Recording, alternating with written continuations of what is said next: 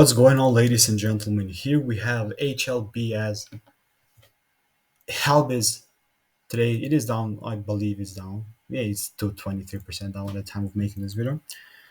My predictions were that above if it breaks here, I believe that's what I said. I'm bullish, but it does seem like that's not the case right now. So let's go to the lower time frame and see what's actually going on. Let's just go right here and see what's happening. So we actually break the low here, then we break the highs there. Also, this is another break here and then here, so we're bearish from there.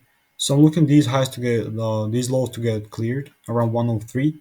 So I'm bearish like this. Otherwise, if this doesn't hold, this still makes sense right here to use, but I will not be using that right now. But I'm bearish, yeah, definitely bearish in this thing. Otherwise, as I said, it could just come higher. Well, I'm bearish. If my prediction is wrong, it's wrong. Like again, this is not financial advice. Take this with a grain of salt. Have a wonderful